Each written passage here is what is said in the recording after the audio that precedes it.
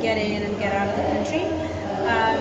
So one thing, assuming you're already on the plane, you're landing in Uzbekistan, when you get off the plane, you're going to be kind of in this big room and where everyone's going to be filling out their declaration forms. Make sure before going to the customs, you fill out 2 declaration forms. Try to find something in English. I think we managed to find in English. Maybe. Yeah, maybe online. I don't know. Try to find something in English, or you need to ask that don't really speak English very well. I think there was like pre-filled copies, but they're usually in Russian. So I think that was what it was, and luckily she understood, but we couldn't find something in English. So you'll need to fill out 2 of those. You take them to the customs guy. He will take one, he will give you one. One of the things that you will need to fill out on the customs form is the amount of currency you're bringing in. This is really important.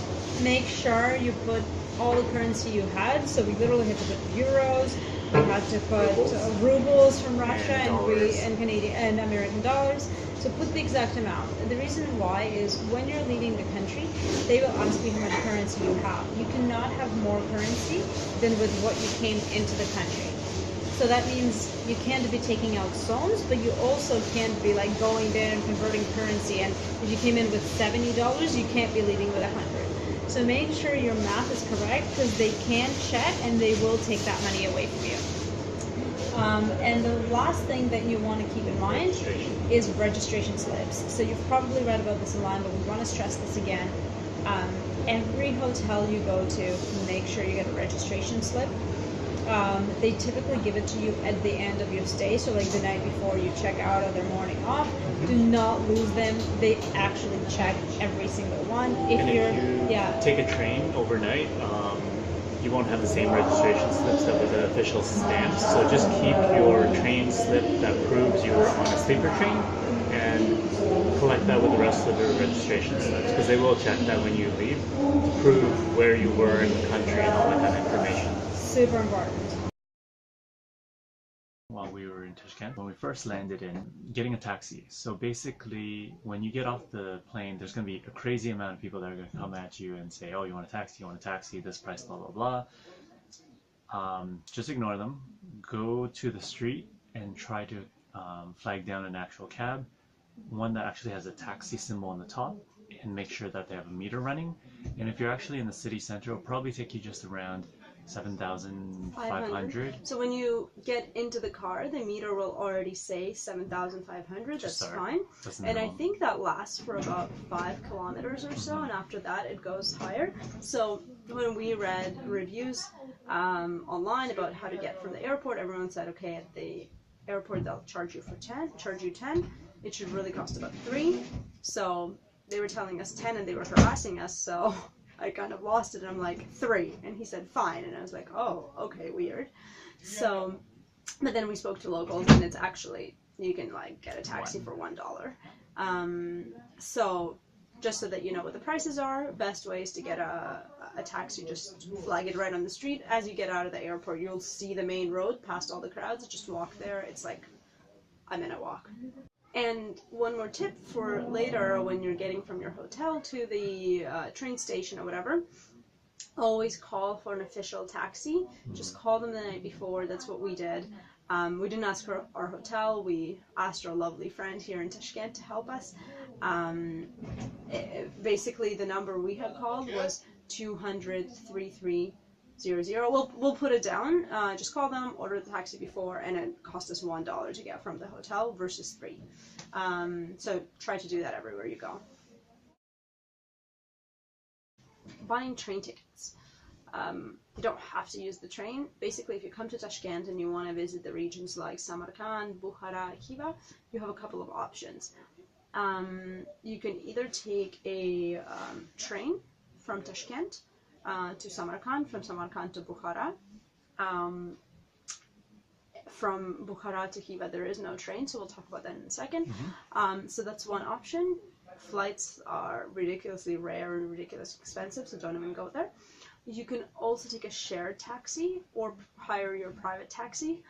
From what I understand, the prices are not expensive. I think to get to Samarkand is about $10 per person, so it's okay. It will probably take about 4 hours. We wanted to go. Bad stuff about it too, though. Yeah, because you have to wait for the car to fill up, depending on the size of the car. Sometimes they want 4 people. Imagine squishing 3 people in the back of the car. And it could be really hot depending on what time of the year you come. And trust me, the cars here are not brand new. Oh, and the roads can be like super bumpy, so you might have a lot of potholes and all that kind of stuff too. So we would really, really recommend getting a train.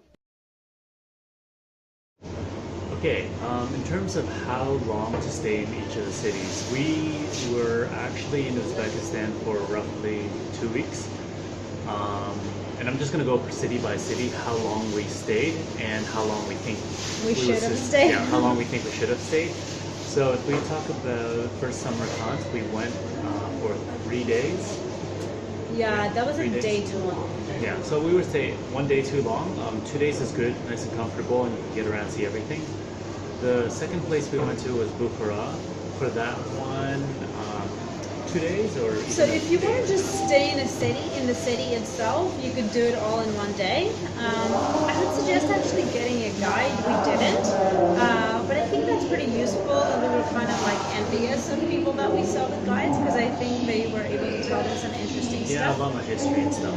Otherwise, you're just looking at stuff, not really knowing what it is, and they don't. I think they didn't fully grasp yet the concept of museums in Uzbekistan. So whenever you go somewhere, they just tell you like, this is the name, this is who built it, and this is when. And it's like, that tells me nothing.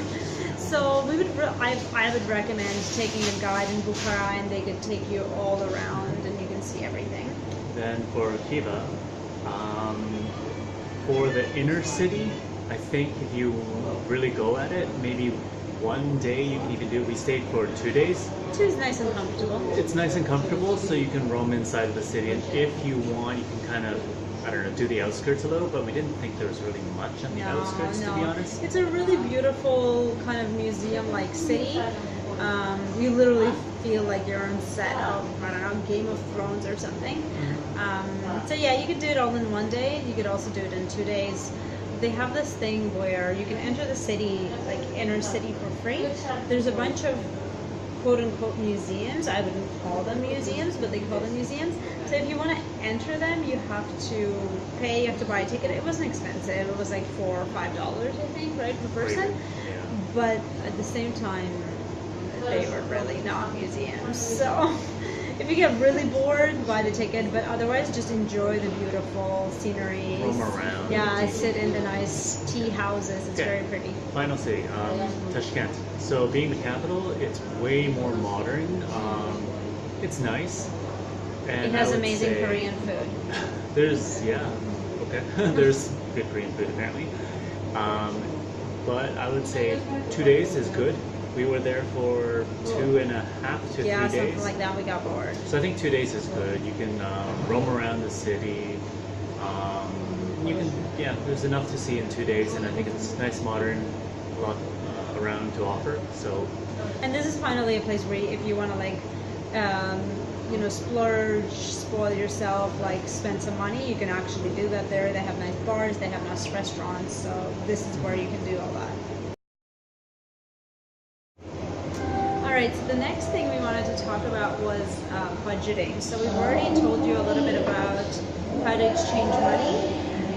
So something we had a hard time is figuring out how much money do we really need. And at the end of the day, we actually exchanged too much. We were lucky enough to figure out what to do with that money without just kind of trying to change it back. But we wanted to guide you through that. So number one thing you need to keep in mind, you will have to pay for all the hotels in US dollars. This is something that not hotels are kind of just trying to squeeze out of you. This is a law that started in, I think, January of 2017. So even if on like you're booking on booking.com and booking.com says you'll pay in local currency, that is not true. The law says you have to pay in US dollars. Don't need to buy all of your money in one go. So I remember when we were first looking to budget, we saw some blogs that said exchange all your money right away in Tashkent because you won't be able to get as good rates or as much in different cities, and that wasn't true in terms of what we found. People approached us with really good rates, but we already had money. Exactly, in every city, even in Kiva, Samarkand, Bukhara, and they're always by bazaars with the money, and some of them you didn't even have to ask them for the rate. You just walk by and they're like, dollars, 8,000. But basically, yeah, so okay, so you're not paying for hotels. Hotels are going to be your biggest expense. The second biggest expense is going to be whether you're training or you're taking shared taxis. For both of those things, you will be paying in som. So you want to try to budget for that. So the and then finally, if you buy a airplane ticket, you will be paying for that in som as well. But you will have to go. I think it's som, but you have to go to the local office and like pay it in cash. So that one you have to check. For everything else, you will be paying in som. So what is that going to be? That's pretty much going to be entrance to, like any local taxis you take, entrances to any museums, mausoleums, mosques, madrasas, whatnot. And the cost for those really doesn't exceed like $5 a person, typically lower. And at one point you're going to be like, okay, I really don't want to go into another madrasa. So I really don't think you would need more than like 30, maximum $40 for entrances, but try to budget properly for that. Like take a look at the different sites you're going to and see based on that. And then the next thing is food. So when you're in Tashkent, food can be quite pricey actually, depending. You can eat for 2 people, you can have like dinner and say a drink or tea for like $10, but you can also have it for 20 or 30. It really kind of depends. Like if you're going for sushi's like, or Asian food is probably one of the most expensive things. If you're going for something local, you can eat really cheap. When you're in the regions, you actually don't have anything to spend money on. You don't have bars, you don't have patios, you don't have fancy cafes. So all you're spending money on really is food during the day, and it is really cheap. Like quite often we would eat for like $5 between two of us. $10 would be the most expensive meal with like an alcohol and tea. So even like if you want to spend money, you won't be able to spend too much money on food there. And one thing is that nearly all the accommodations that we had outside of Tashkent, actually even in Tashkent, but for the most part they all provide breakfast, and they're usually so much. Yeah. So you're looking at maximum paying for 2 meals a day. And then you're going to be buying water. Water is like ridiculously cheap. It's like 25 cents or something for a big bottle. Ice cream is like 25 cents or whatever. So when you're in the regions, it's really regions as in Samarkand, Bukhara, Khiva. It's really cheap. So don't over budget for that. So just for context, between the two of us, we ended up exchanging 600 euros for 2 weeks. For 2 weeks, that covered half of our hotels, because halfway through the trip we realized we exchanged too much, so we started paying in som. So that covered half of our hotels, all of our meals, all of our entrances to museums, our taxis, our train tickets, and yeah, so it's really and some trips to the market to buy some stuff. So really don't over budget, don't over convert. You can always convert a little bit more. The last thing you want to do is get stuck with soms, which is another thing. You cannot take soms out of the country, but we'll talk about that in a separate video of what you need to know when entering and leaving the country.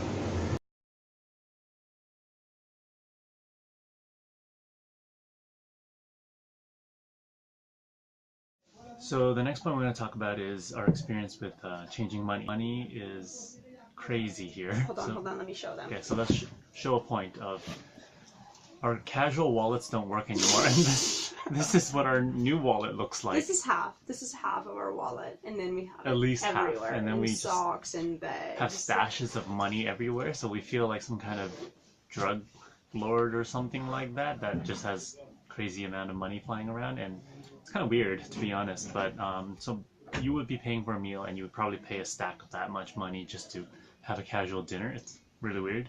You'll also be surprised how quickly these guys count money if they don't have a cash counting machine already. Yeah, so basically, you can always get money at the ATMs and stuff, but don't. Apparently, it's the worst thing ever, horrible rates and whatnot. So what we suggest is go online, try to find out what the black market rate is at the time that you're arriving.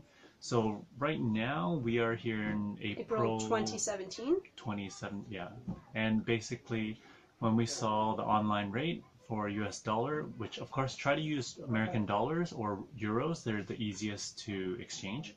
American dollars even more so, yeah. but the guys who are smart, they realize right now at least that euro is higher and they will give you a higher rate. So online for American dollar, it was roughly $1 American will get you 7,850 or something around that lines.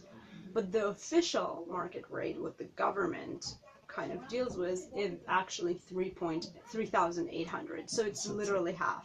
Double, yeah. Nobody exactly. does anything in except the stores. They will do so if you go to an official like telephone provider or whatever. We'll talk about that in a second. They will actually deal in real local currency and convert using the lower rate. Yeah. Nobody else does. So if you go to a bank or an ATM to get money, you're going to get the official rate and you're going to get screwed. So you should go elsewhere to get your money.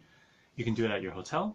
You can go to the black market, which is just at any bazaars, to be honest. So at the hotel, they tried to give us a rate of 7,500, 600.